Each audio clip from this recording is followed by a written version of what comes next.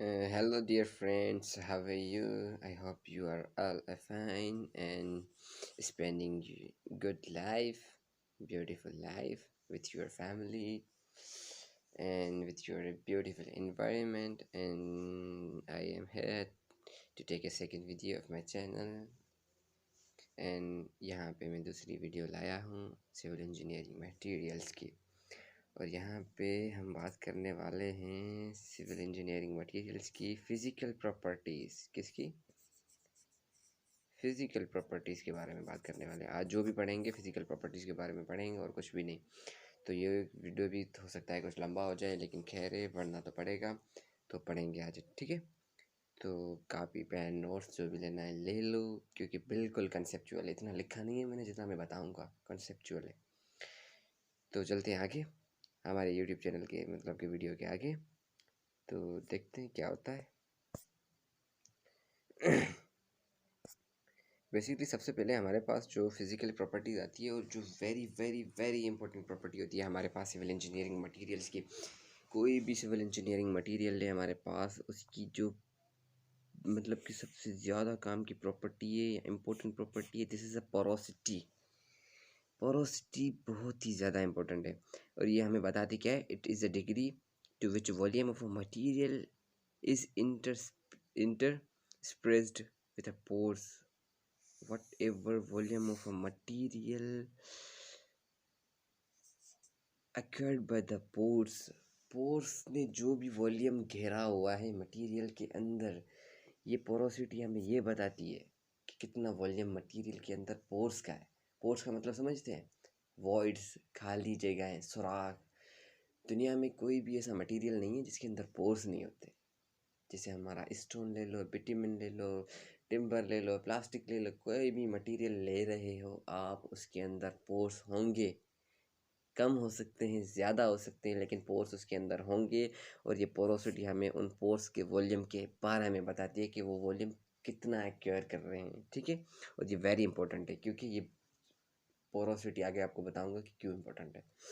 It's expressed as a ratio of a pores volume and the material volume. It's basically denoted by n से denote करते हैं इसको, and have no any unit because it's a ratio of similar quantities. ये इसी मतलब कि n से इसको डिनोट करते हैं। एक तो बात ये होगी, तो इसका यूनिट क्यों नहीं होता? क्योंकि ऊपर होता है volume of pores upon volume of a material, ये इसका फार्मूला होता है पोरोसिटी का।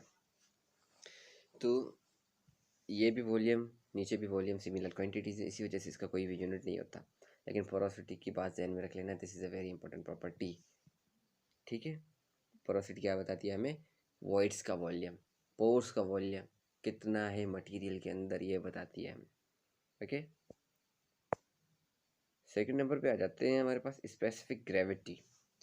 स्पेसिफिक ग्रेविटी इज बेसिकली हमें यही बताती है, यार इसके फार्मूले वगैरह मैंने नहीं लिखे, गूगल से पढ़ लेना। फार्मूले, कंसेप्ट होना चाहिए, बताता क्या है ये चीज़। स्पेसिफिक ग्रेविटी हमें बेसिकली बताती है कि compactness of a material, material कितना कॉम्पैक्टेड है, भारी है, हैवीनेस बताती है। एक मटेरियल हमारे पास फुला फुला पड़ा हुआ है लेकिन वॉल्यूम बहुत एक्वायर कर रहा है, कॉम्पैक्टनेस नहीं है। इसका मतलब क्या हुआ कि इसकी स्पेसिफिक ग्रेविटी कम है। और दूसरी तरफ देख लेते हैं कि हमारा मटेरियल थोड़ा है लेकिन छूने से पता चल रहा है कि बहुत ही कॉम्पैक्टेड है, हैवी है, भारी लग रहा है, हमें उठाने से पता चल रहा है। दैट मीन इसकी specific gravity high. Specific gravity हमें क्या बताती है? अबाउट द कॉम्पैक्टनेस, हैवीनेस, हमें ये बताती है। It is the ratio of a density of a given material with the water density. ये हमें स्पेसिफिक ग्रेविटी क्या बताती है? Density of a given material and with the density of a water, ये हमें बताती है ग्रेविटी, स्पेसिफिक ग्रेविटी। एसपी से डिनोट करते हैं इसको, ये इसका फार्मूला है मैन। लेकिन गूगल से देख लेना, मैं फार्मूले ज़्यादा नहीं पढ़ाऊँगा। I will be only teach you about the concept, what is the main concept of this subject, this properties. It's also no unit, unit नहीं है क्योंकि ऊपर भी डेंसिटी है नीचे भी डेंसिटी है। डेंसिटी का ऊपर वाला यूनिट, नीचे वाला यूनिट, दोनों अपने आप को कैंसिल कर देंगे। That's why there is no any unit of the specific gravity. और ये बताती क्या है हमें? कॉम्पैक्टनेस ऑफ अ मटेरियल बताती है, याद रख लेना। फार्मूले के हिसाब से जाओगे, डेफिनेशन रटोगे, कोई फ़र्क नहीं पड़ेगा, पता तो होना चाहिए क्या है, ठीक है। तो अब आगे चलते हैं, हमारे पास है डेंसिटी। बेसिकली डेंसिटी डेंसिटी से पहले पढ़ लेते हैं bulk density. Bulk density basically क्या होती है हमारी, फिर डेंसिटी समझ में आएगी, ऐसे नहीं आ सकती यार।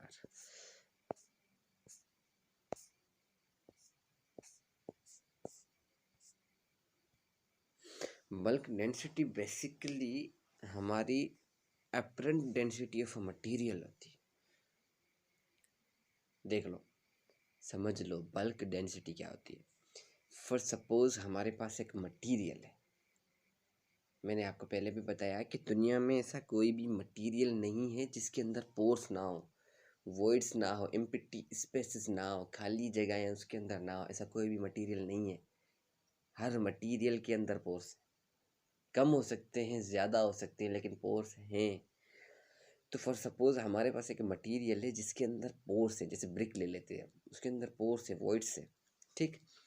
जब हम बल्क डेंसिटी की बात करते हैं, दैट मीन हम उस पूरी, ये हमारे पास ब्रिक पड़ी हुई है, जब हम बल्क डेंसिटी की बात करते हैं कि हम इसकी एपरेंट डेंसिटी की बात कर रहे होते हैं। एपरेंट डेंसिटी का मतलब क्या है कि इसके अंदर पोर्स हैं, उसका वॉल्यूम होगा, मैस है मटेरियल का, उसका वॉल्यूम होगा। तो मतलब कि दोनों को प्लस कर रहे हैं, पोर्स के वॉल्यूम को प्लस मटेरियल के वॉल्यूम को, दोनों को ऐड कर रहे होते हैं। ऐड करके हम निकालते हैं मीन अपरेंट नेचुरल स्टेट में जैसा मटेरियल हमें मिलता है उसकी वैसे ही डेंसिटी निकालते हैं। That is known as a bulk density. इसकी डेफिनेशन लिखी हुई है, this is apparent density of a materials mean including the volume of a pores. Pores भी उसके अंदर आ गए, कुछ भी आ जाए, जो भी जैसे भी हमें मिलता है हम वैसे ही उसकी डेंसिटी निकाल दें। That mean we are talking about the bulk density, और ये हमारी होती है bulk density. This is also called the natural state density. Sorry ये मिस्टेक हो गई, नेचुरल स्टेट डेंसिटी नहीं बोला जाता इसको, लेकिन नेचुरल स्टेट मटीरियल, मतलब मटेरियल की नेचुरल स्टेट में जैसे हमें मिलता है हम उसकी डेंसिटी वैसे ही निकाल देते हैं। That mean we are finding its bulk density. अब आ जाते हैं डेंसिटी। डेंसिटी बेसिकली हमारे पास होती है, जैसे हमने अभी पढ़ा कि बल्क डेंसिटी हमारी होती है उसमें पोर्स वगैरह इंक्लूड हो जाते हैं बल्क डेंसिटी में, लेकिन डेंसिटी होती है हमारी ट्रू डेंसिटी। जैसे हमारे पास ब्रिक ले ली मैंने, तो ब्रिक के अंदर पोर्स है, ब्रिक का अपना वॉल्यूम है, पोर्स का वॉल्यूम है, अपना मैस है, पोर्स का मैस है। तो जो हमारे पास पोर्स का वॉल्यूम है उसको एक्सक्लूड कर दो, निकाल दो। जो ब्रिक के मटेरियल का वॉल्यूम है सिर्फ वही रखो और उसके हिसाब से डेंसिटी निकालो। समझो बात को।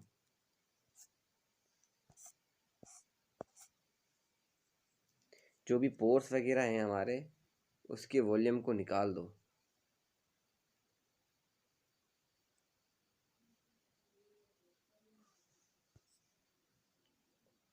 जो भी पोर्स हमारे हैं उसके वॉल्यूम को क्या कर दो, निकाल दो। हमारे पास बेसिकली ये ब्रिक है, ठीक है, मैंने ये ब्रिक बना ली। तो इसके अंदर पोर्स है, लाजमी है, पता है मुझे। तो इसके जो पोर्स वगैरह हैं उसके वॉल्यूम को क्या कर दो, सब्ट्रैक्ट, निकाल दो। और फिर डेंसिटी निकालो, जो ट्रू मास बचे ना उसका, उसकी डेंसिटी निकाल लो। That is known as our density. Density और बल्क डेंसिटी में डिफरेंस समझ लो। बल्क डेंसिटी क्या है, जो हमें बताती है volume of a material in the natural state. Natural state, oh sorry, bulk density हमें क्या बताती है, मटेरियल की डेंसिटी कौन सी होती है, जो नेचुरल स्टेट में हम डेंसिटी निकालते हैं वो होती है हमारी बल्क डेंसिटी। और जो हम डेंसिटी निकालते हैं वो नेचुरल स्टेट में नहीं होती, वो सिर्फ मटेरियल के अंदर जो मैटर भरा हुआ है, मास भरा हुआ है, उसकी डेंसिटी हम निकालते हैं। That is known as our bulk density. ये बात समझ लो, रट लो दिमाग में, कहीं पे भी ध्यान में रख लो, ये बहुत ही ज़रूरी चीज़ है, इसका फ़र्क समझ लो, ठीक है। तो यहाँ पे लिखा हुआ है this property is also tells us about the heaviness and the compactness of a material, that a material are compacted। तो डेंसिटी पहले तो मैं फ़र्क समझा रहा था, लेकिन अब मैं समझा रहा हूँ डेंसिटी होती क्या है। तो बेसिकली डेंसिटी भी हमें यही बताती है, जैसे स्पेसिफिक ग्रेविटी हमें बताती है। डेंसिटी का मतलब भी यही होता है, लोग तो आपको पढ़ा देंगे कि mass upon volume is equal to density, ये डेफिनेशन होती है बुक्स में, देखेंगे जहाँ भी। लेकिन डेंसिटी का मतलब भी यही होता है कि ये भी हमें कॉम्पैक्टनेस, हैवीनेस बताती है। इसका मतलब क्या है, अगर आप एक वॉल्यूम ले लो, एक डब्बा ले लो और दूसरा डब्बा, 2 डब्बे ले लो एक ही वॉल्यूम के, एक के अंदर पानी भर दो, एक के अंदर हनी भर दो, दोनों हनी और पानी का वॉल्यूम सेम है। अब देखो कि हैवी कौन सी चीज़ है, हनी हैवी है, that mean density of honey ज़्यादा है। वॉल्यूम सेम लेना है, उसके अंदर वो चीज़ भरनी है। देखो भारी कौन सी चीज़ है, जो भारी हो रही है दैट मीन इसकी डेंसिटी ज़्यादा है। डेंसिटी हमें कंपैरिजन बताती है, कॉम्पैक्टनेस बताती है, हैवीनेस बताती है, कितना मतलब कि हमारा मटेरियल हैवी है। डेंसिटी क्लियर हो चुकी होगी आई होप, ठीक है। तो बल्क डेंसिटी, बल्क डेंसिटी में फ़र्क देख लेना। ये स्लाइडें मैं अपनी वेबसाइट पे अपलोड कर दूंगा, लेकिन मैंने अभी वेबसाइट नहीं बनाई है, बना दूंगा कुछ दिनों में, तो वहीं पे आप चेक कर सकते हैं। तो hygroscopicity is basically this is also the materials property. Material की यह भी एक प्रॉपर्टी है, और ये प्रॉपर्टी हमें बताती है, या ये प्रॉपर्टी कौन सी होती है कि हमारे जो एयर है हमारे पास, बेसिकली हमारी जो एयर है उसके अंदर वाटर के वेपर्स होते हैं, और जो हमारा मटेरियल, एक तरफ हमारा मटेरियल होता है, उसके अंदर क्या होते हैं, पोर्स। तो वाटर मतलब कि हमारे मटेरियल के अंदर पोर्स हैं और एयर में हमारे वाटर मॉलिक्यूल है। तो मटेरियल अपने पोर्स की मदद से उन वाटर वेपर्स को एयर से एब्जॉर्ब कर ले, that property is known as our hygroscopicity. Clear? Hygroscopicity समझ आएगी। This is a property of material to absorb water vapours from air. Air से जो वाटर वेपर्स एब्जॉर्ब करेगा ना भाई, उसके अंदर पोर्स है तो एब्जॉर्प्शन तो होगी, एब्जॉर्ब करेगा अंदर। हमारी नेक्स्ट जो प्रॉपर्टी आने वाली है that is water absorption property. Water absorption property लफ्ज़ से ये ज़ाहिर हो रही है बात, वाज़ेह हो रही है बात कि वाटर एब्जॉर्प्शन की बात कर रहे हैं। पीछे हमने पढ़ा हाइग्रोस्कोपिसिटी। हाइग्रोस्कोपिसिटी में मैंने यह बात बताई आपको कि वाटर मॉलिक्यूल तो एब्जॉर्ब कर रहा है मटीरियल, कोई भी मटीरियल हो सकता है, हमारा ब्रिक हो सकती है, हमारा प्लास्टिक हो सकता है, टिम्बर हो सकता है, जो भी सिविल इंजीनियरिंग मटीरियल है वो पानी को एब्जॉर्ब करेगा, लेकिन एयर से, हवा का मॉइस्चर, हवा के अंदर से वाटर वेपर को एब्जॉर्ब कर रहा है। लेकिन जब हम वाटर एब्जॉर्प्शन की बात करते हैं तो वो मटेरियल को जब हम वाटर के अंदर, पानी के अंदर ड्रॉप कर देते हैं, डुबो देते हैं, वहाँ पे पानी कितना मटेरियल एब्जॉर्ब कर रहा है। तकरीबन 24 आवर के लिए पानी के अंदर मटेरियल को डाल देते हैं। मटेरियल को 24 आवर डालने के बाद चेक करते हैं किसने कितना पानी एब्जॉर्ब किया। This is absorption. और वाटर एब्जॉर्प्शन भी प्रॉपर्टी होती है मटेरियल की, और ये टोटली डिपेंड्स अपॉन पोर्स। जितने पोर्स होंगे उतना पानी एब्जॉर्ब करेगी। अगर पोर्स कम है तो पानी कम एब्जॉर्ब होगा, अगर पोर्स ज़्यादा है तो पानी हमारा ज़्यादा एब्जॉर्ब होगा। पोर्स पे डिपेंड करती है। Porosity is very very important. Pores या पोरोसिटी पे डिपेंड करती है। मैंने पहले भी बताया porosity is very very important. क्योंकि पोरोसिटी इसलिए इम्पोर्टेंट है, all the properties of a material is depend upon the porosity. जैसे डेंसिटी होगी, अगर पोर्स बढ़ गए तो डेंसिटी कम हो जाएगी, पोर्स कम हो गए तो डेंसिटी बढ़ जाएगी। अगर पोर्स कम है तो मटेरियल का मास ज़्यादा होगा, तो मटेरियल के मास ज़्यादा है इसका मतलब क्या हुआ, भारी हो गया, कॉम्पैक्टेड हो गया। अब कॉम्पैक्टेड हो गया, इसकी डेंसिटी इंक्रीज होगी, बल्क डेंसिटी इंक्रीज हो जाती है, स्पेसिफिक ग्रेविटी इंक्रीज हो जाती है, वाटर एब्जॉर्प्शन कम हो जाती है। ऑल द प्रॉपर्टीज, तकरीबन जो प्रॉपर्टीज है depending upon porosity, that's why it's very important. और बहुत सारे क्वेश्चंस में आ जाता है, मेरे खुद के मिड्स के एग्जाम में ये सवाल आया था, तो पोरोसिटी को ध्यान में रख लेना। उसके बाद आती है वेदरिंग रेजिस्टेंट। वेदरिंग रेजिस्टेंट से हमारा बेसिकली यही मकसद होता है। वेदरिंग रेजिस्टेंट जो वेदर के एक्शन होते हैं ना मटेरियल के ऊपर, जैसे हमारा रेन हो गया, बारिश पड़ रही है, this is a weathering action हो गया। जैसे डस्ट हवा में उड़ रही है, चल रही है, this is a weathering action. जैसे सूरज की रोशनी पड़ रही है, this is also weathering action. जो भी कुदरती, जैसे हमारा जो ज़मीन के अंदर से मॉइस्चर नहीं निकलता, हम तो कलर वाली ज़मीन बोलते हैं, लेकिन आप लोगों ने देखा होगा कि कहीं कहीं पे ऐसी जगह होती हैं जहाँ पे ज़मीन के अंदर मॉइस्चर होता है, घिम बोलते हैं जिसको, सैलाब बोलते हैं, सैलाब होता है ज़मीन के अंदर। तो that is also weathering action. Weathering action तो जो भी मटेरियल जो वेदर के एक्शन होते हैं, अटैक्स होते हैं, उसको रेजिस्ट करता है, दैट इज़ वेदरिंग रेजिस्टेंट। इसकी जो प्रॉपर्टी होती है वेदरिंग प्रॉपर्टी होती है। जैसे हमारा सैलाब होता है ना, वहाँ पे आप ब्रिक्स को यूज़ करोगे ना, ब्रिक्स तकरीबन 5 6 7 8 10 साल में क्या हो जाएगी, भुरभुरी हो जाएगी, ख़त्म हो जाएगी, ऐसे मतलब कि चूरा पल्वराइज हो जाएगी, चूरा बन जाएगी। मतलब ब्रिक हमारी वेदरिंग रेजिस्टेंट ज़्यादा नहीं कर सकती। जैसे हमारा लाइमस्टोन हो गया, that is also react with the rainy water. Rain का जो पानी होता है, लाइमस्टोन उसके साथ रिएक्शन कर लेता है कभी कभी, हमें दिखता नहीं है, कर लेता है। क्यों भाई? रेन का वाटर बेसिकली एसिडिक होता है, क्योंकि एयर में एसिडिक गैसेस वगैरह होती हैं, तो रेन का वाटर बेसिकली एसिडिक होता है। और जो हमारा ये लाइमस्टोन होता है वो एसिड के साथ रिएक्शन कर लेता है। तो जो हमारा मार्बल का पत्थर होता है वो भी हमारा वेदरिंग रेजिस्टेंट कम देता है हमें। क्लियर हो गई हो कि वेदरिंग रेजिस्टेंट ये हमारी होती है, तो पढ़ लेना। Its ability of a material to bear weathering effect in any condition, wet और ड्राई। इन एनी कंडीशन, ये बात ध्यान में रख लेना।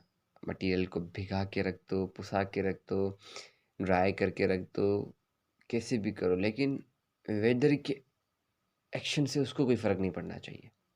उसकी किसी भी प्रॉपर्टी में डिफरेंस नहीं आना चाहिए। उसकी जो स्ट्रेंथ है, उसकी जो टफनेस है, हार्डनेस है, उसके ऊपर कोई भी इम्पैक्ट नहीं पड़ना चाहिए। मैकेनिकल प्रॉपर्टी पे कोई भी इम्पैक्ट ना पड़ना चाहिए। That is our weathering resistant. और मटेरियल जो भी इसको रेजिस्ट कर लेता है वेदरिंग को, वो अच्छा मटेरियल होता है हमारे पास। अब आते हैं वाटर परमिएबिलिटी। पहले हमने पढ़ा वाटर एब्जॉर्प्शन, अब पढ़ते हैं वाटर परमिएबिलिटी। वाटर एब्जॉर्प्शन और परमिएबिलिटी में बहुत बड़ा डिफरेंस है। काफ़ी सारे बच्चे इसको एक चीज़ ही समझ लेते हैं, नहीं है एक चीज़। देखें वाटर परमिएबिलिटी का मतलब है कि पानी को कोई भी मटेरियल अपने अंदर से क्रॉस कैसे करा रहा है, कितना क्रॉस करा रहा है, परमिएबल कर रहा है, परमिटिविटी दे रहा है, उसको परमिट कर रहा है अपने अंदर से गुजरने के लिए। जैसे आप लोगों ने देखा होगा कि हमारी जो सॉइल होती है, जिसको हम बजरी बोलते हैं, सॉइल, तो इसको आप रख के इसके ऊपर पानी को गिराएंगे तो पानी ऊपर से जाएगा, नीचे से निकलता आएगा, ऊपर से टपकाएंगे, मटेरियल पे गिरेगा तो नीचे से फिर वही बूंद पानी की निकलती आएगी। That is water permeability. मतलब कि एब्जॉर्ब नहीं कर रहा, चूस नहीं रहा पानी को, पी नहीं रहा पानी को गुजार रहा है अपने अंदर से। ऐसे जैसे आप लोगों ने देखा कि मट्टी का पत्थर होता है या मट्टी होती है हमारी, उसके ऊपर जब भी हम पानी को गिराते हैं, टप टप ऐसे गिराते हैं, तो ऊपर से पानी जा रहा होता है, नीचे से गिर रहा होता है, उस मटेरियल से आर पार जा रहा होता है। That is our water permeability. It's a capacity of material to allow water from it. क्या? वाटर को अलो करता है। That's our water permeability. आगे नेक्स्ट हमारी है फ्रॉस्ट रेजिस्टेंट। ये भी बहुत इंपॉर्टेंट है। फ्रॉस्ट रेजिस्टेंट समझ में भी नहीं आता बहुत सारे बच्चों को, और बहुत ही आसान है। फ्रॉस्ट रेजिस्टेंट बेसिकली है, it's describe the ability of a water saturated material to endure repeated freezing and the thawing without losing its strength or the mechanical property। देखिए भाई, जो भी फ्रॉस्ट रेजिस्टेंट है, फ्रॉस्ट का मतलब होता है, पहले से देख लें। फ्रॉस्ट रेजिस्टेंट का मतलब पता है क्या होता है? जब भी हम मटेरियल को पानी एब्जॉर्ब कराते हैं, पानी के अंदर मटेरियल को डालेंगे तो पानी एब्जॉर्ब कर लेगा मटेरियल। तो मटेरियल जब भी वेटेड फॉर्म में होता है तो उसको पानी एब्जॉर्ब कर लेता है मटेरियल। तो ऐसी भी जगह होती है हमारे पास, वहाँ पे ठंड बहुत होती है, तो उस ठंड की वजह से वो पानी पोर्स के अंदर जम जाता है, बर्फ़ बन जाता है, फ्रीज़ हो जाता है। और फ्रीज़ होने के बाद मटीरियल के वॉल्यूम पे इम्पेक्ट पड़ता है, कम हो जाता है, वॉल्यूम बढ़ जाता है, डेंसिटी कम हो जाती है।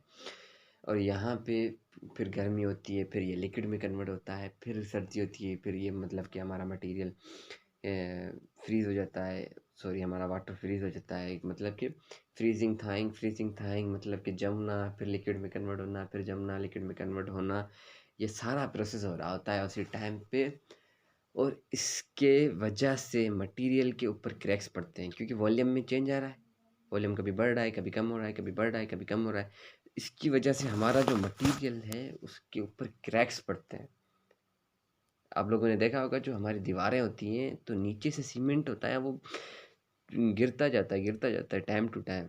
मतलब वो क्यों? मॉइस्चर की वजह से, फ्रॉस्ट रेजिस्टेंट की वजह से। हमारा जो मटेरियल लगा हुआ था उसके ऊपर फ्रॉस्ट रेजिस्टेंट नहीं होता, तो इसी वजह से जो फ्रॉस्ट रेजिस्टेंट होगा, मतलब कि जब भी थाइंग का प्रोसेस या फ्रीजिंग का प्रोसेस होगा उसको रेजिस्ट कर दे, क्रैक्स ना पड़े उसके ऊपर और उसकी स्ट्रेंथ में फ़र्क ना हो। भले वो कितना भी पानी एब्जॉर्ब कर रहा हो, उसके अंदर पानी फ्रीज हो रहा है, फिर पानी निकल रहा है, फिर लिक्विड में हो रहा है कन्वर्ट, जो भी हो रहा है, लेकिन उसकी स्ट्रेंथ पे कोई इम्पैक्ट नहीं पड़ना चाहिए। उसकी स्ट्रेंथ, उसकी टफनेस, हार्डनेस, मटेरियल जैसा रखो वैसे ही निकले, that is our Frost resistant. समझ गए होगे, ये लिख लो डेफिनेशन, ये पढ़ा हुआ है हमारा फ्रॉस्ट रेजिस्टेंट।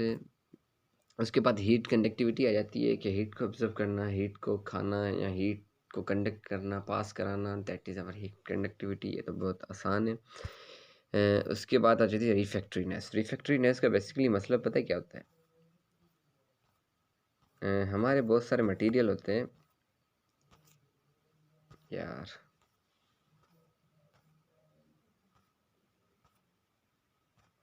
रिफैक्टरीनेस का बेसिकली हमारे पास मतलब होता है वो मटेरियल जो बेसिकली इतना टेम्परेचर बर्दाश्त कर सके। कितना? ये 1600 सेंटीग्रेड। बहुत ही हाई टेम्परेचर को बियर करना, ऐसा मटेरियल जो बहुत ही हाई टेम्परेचर को बियर कर दे विदाउट लूजिंग इट्स शेप। इसका कोई भी शेप चेंज नहीं होना चाहिए, नो मेल्टिंग होनी चाहिए, मेल्ट भी नहीं होना चाहिए, जैसे हो वैसे ही होना चाहिए। इसको कितना भी टेम्परेचर 1600 डिग्री सेंटीग्रेड टेम्परेचर दो या ऐसे अबव दो, लेकिन उस मटेरियल को कोई फ़र्क नहीं पड़ना चाहिए, जैसा हो वैसे ही हो। मीन हाई टेम्परेचर को बियर करना, उसी मटेरियल को हम रिफैक्टरी मटेरियल बोलते हैं। जैसे हमारी मिल्स होती हैं, चिमनीज़ होती हैं, उसमें ये मटेरियल ज़्यादातर यूज़ होते हैं। जब हम सीमेंट को बनाते हैं तो सीमेंट की जो हमारी चिमनी होती है उसके अंदर तकरीबन 1600-1700 डिग्री सेंटीग्रेड तक का टेम्परेचर होता है। सीमेंट को इतना टेम्परेचर चाहिए होता है बनने के लिए। तो इतने टेम्परेचर को बियर भी तो करना है, स्टील भी पिघल जाएगा, लोहा भी पिघल जाएगा इस टेम्परेचर पर। लेकिन ऐसे ऐसे मटेरियल भी हैं हमारे पास जो उस टाइम पे यूज़ हो सकते हैं। तो चिमनीज़ बनाना भी सिविल इंजीनियर का काम है, तो सिविल इंजीनियर को पता तो होना चाहिए कि चिमनी में मैं कौन सा मटेरियल यूज़ करूँ। रिफैक्टरी मटेरियल यूज़ करना पड़ेगा उस टाइम, क्योंकि वहाँ पे टेम्परेचर हाई होता है, उस टेम्परेचर को बियर करना होता है। और बियर कौन कर सकता है? सिर्फ रिफैक्टरी मटेरियल। तो it's ability of a material to withstand with the high temperature without melting and the deformation. If a material endures 1600 degrees centigrade at the more than it, then it will be called a refractory material. तो refractory material भी समझ में आ गया होगा। और refractoriness मतलब जो material हमारे पास हाई टेम्परेचर को बियर कर लेते हैं, इंड्योर कर लेते हैं, these are called, this property is known as the refractoriness of a material. Clear? तो आगे चलते हैं। केमिकल रेजिस्टेंट बेसिकली हमारे पास यही होता है कि जो हमारा एनवायरनमेंट है बेसिकली ये बहुत सारे केमिकल रिएजेंट से बना हुआ है। हमारी जो गैसेस होती हैं, हमारा जो पानी होता है, वो ये मतलब कि हमारी मिट्टी ज़मीन होती है, इनमें केमिकल एजेंट्स बहुत सारे होते हैं। हमारी गैसेस भी एसिडिक होती हैं जो एयर में होती हैं। तो ऐसे मटेरियल जो इन सारे केमिकल एक्शन से अपने आप को रेजिस्ट कर ले, बचा ले, और इसकी जो मैकेनिकल प्रॉपर्टीज़ वगैरह हैं इसके ऊपर कोई भी इफेक्ट ना पड़े। जैसे मैंने आपको बताया कि लाइमस्टोन होता है हमारा पास, ये एसिड्स के साथ रिएक्शन कर लेता है। तो लाइमस्टोन हमारा केमिकल रेजिस्टेंट नहीं है।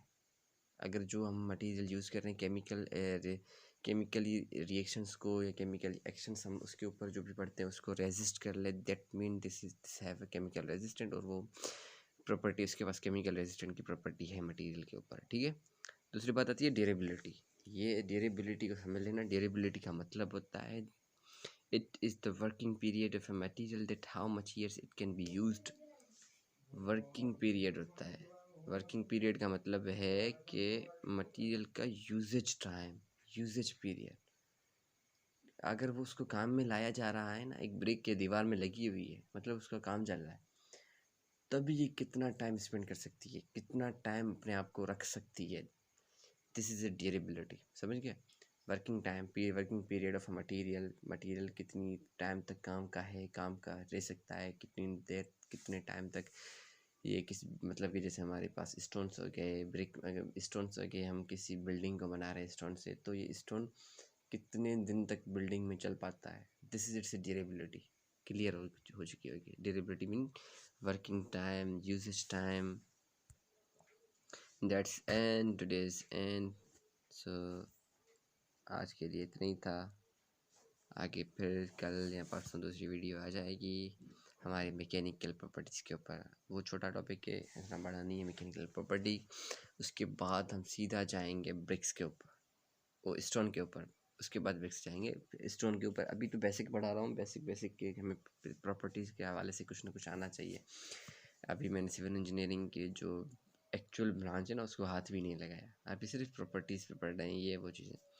और ये लाजमी होनी चाहिए, पता होनी चाहिए किसी भी सिविल इंजीनियरिंग मटेरियल्स को पढ़ने से पहले। अब हम तो सिविल इंजीनियरिंग मटेरियल्स ही पढ़ना है, स्टोन्स पढ़ने हैं, ब्रिक्स पढ़ना है, सीमेंट पढ़ना है, बिटुमिन पढ़ना है, टेराकोटा पढ़ने हैं, टाइल्स पढ़ने हैं, ये सारी चीज़ें हमें पढ़नी है। तो इससे पढ़ने से पहले प्रॉपर्टीज़ उसकी पढ़ लीजिए, अच्छा हो गया, समझ में आएगी बात।